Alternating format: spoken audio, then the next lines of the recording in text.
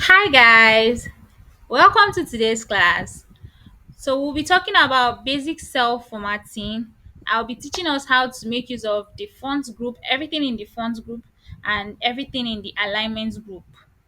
So before we start, I'll give us a rundown of what this font group entail. So this is the bold icon, this is the italics icon, this is the underline icon, single or double underline.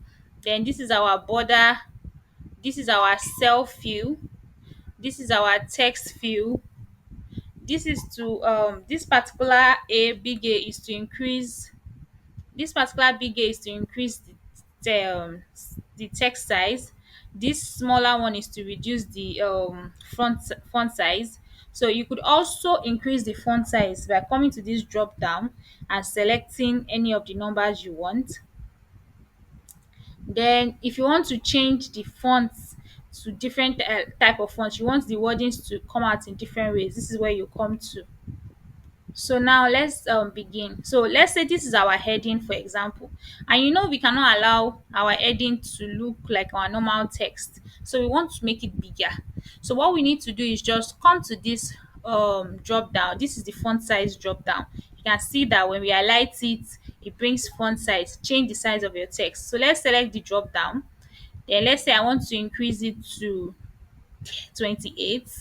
So this is a good this size. But let's say I don't want this particular font type. Like I don't like the way the text is looking. I want to change it. So let's say I want to change it to Times New Roman. I can either use this um icon, this drag this going down, scrolling down icon, or I could just come into this circle, this box, then delete this part, the font that is there, then write the font I want. You can see that when I said wrote T high, it brought out Times New Roman. So I just press enter and it has changed this the font text to another font text, which is the Times New Roman we selected. Can you see that it looks better now? So now the next thing we need to do, we want to color this cell. We want to color everything in this cell. We want to make it look more attractive. And for us to do that, for you to color a cell, you use what we call the cell fill. This icon represents the cell fill. So you just click on the drop down, and let's say we want to use color blue. You can see that we have different shades of blue. So let's say we want to use color blue. I select this particular shade of blue. Then can you see now that our cell has been filled with a blue color, but this particular shade. So if you want to change the color, you could also select anyone. You want to change it to red, you could select it. And let's say if you want more options of color, you can just come to this more color and select any color you want. You can see that we have standard and then we have custom. You can see you can put in your options and then you press OK. So let's say you want to remove the color in this cell. All you need to just do is click on no fill. Can you see that no fill basically means that you don't want any color in your cell? So let's go back and put in blue because we want our heading to be represented by this blue color. So now our heading has been filled, this our cell heading has been filled with this blue color. So let's say we now want to change the text, because now remember it is the cell color we change, not the text color. So we want to change the text color. So all I just do is I light all the cell this my the heading is, then I come to text color. This A icon represents text. That's, you see, font color. Rather, Excel calls it font color and it calls this fill color instead of cell color. So take note of that. So this, for this font color, if you want to change the font color of this, so let's say I want to change it to white to make it look more attractive. So you can see that it has changed to white. So in this particular option, we also have the option for more color. So you can do your more color either standard or custom. So this is it for the font size, the and then the theme fonts, that this the different type of font you can put. Then this is it for the fill color and the font color. So we'll be moving on to the bold, italics, underline. So let's say, for example, this is our heading, this is our data set heading, we want to make it different from the rest of the rows. So and you want to make it like more enhanced. So I can use this bold icon.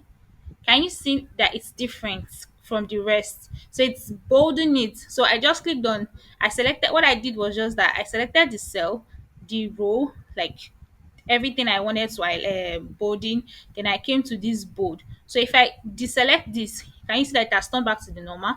So I will just select it again. So when you select bold, can you see that Excel has already highlighted it to let you know that this thing is actually enhanced.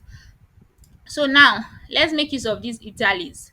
So let's say I select everything here and I want to change it to italics. I don't want it to look normal like the way this text are looking normal.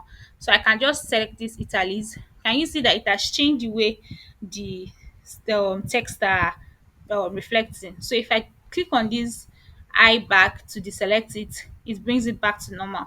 So that's how to make use of the italics. Then if you want to underline your text, anything. So let's say I want to underline everything in product column. I just come to this drop down icon for this underline. So we can see we have underline, one single line, then we have double underline. So let's see one single underline. So it's basically underlining everything, every of your text with one line. So let's say we want to use this double underline.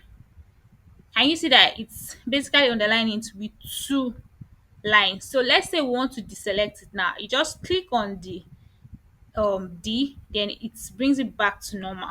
So for everything you need to do, when you select it, it changes to what you want, and then when you click on the your particular this particular icon, it deselects it back. So you see that when you click on it, there's a way Excel highlights this D, like there's a border around it. So when you deselect it, it turns back to normal. So that's it for the underline. So let's now talk about the border. So let me select everything here. So when we click on, this is our border icon. So when you click on this drop down, we have different borders. We have bottom border, top border, we have left, right, no border, all border, outside border, tick outside border. So let's select bottom border and let's see what it does. So when we selected bottom border, can you see that? So all we did was, first we selected this entire data set. Then bottom border means that out of all these data sets you selected, everything on the bottom you want to like underline, so underline it. So that is what the bottom did, that is what the bottom border did for you. So let's say you want to select top border, for example. Let's see what it will show us.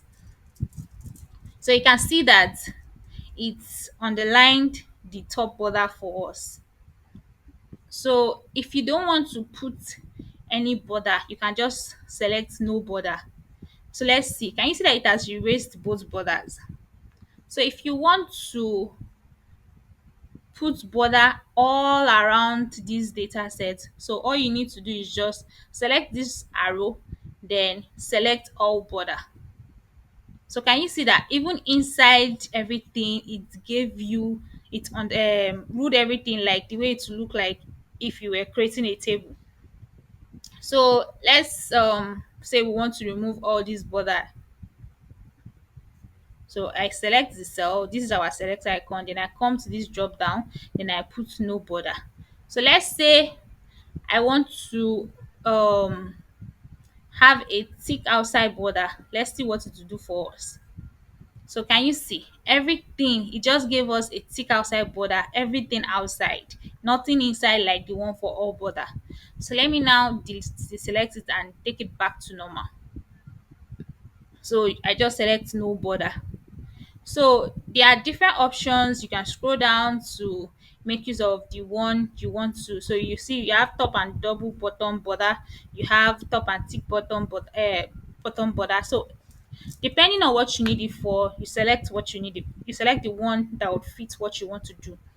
So that's that for border. Then let's say, for example, so let me select this other ID column. So let's say, for example, I want to increase the text in this only in other ID column. I can just click on this big A. So can you see? it has increased the text because it was the only one I selected. So let's say I want to decrease the text back again.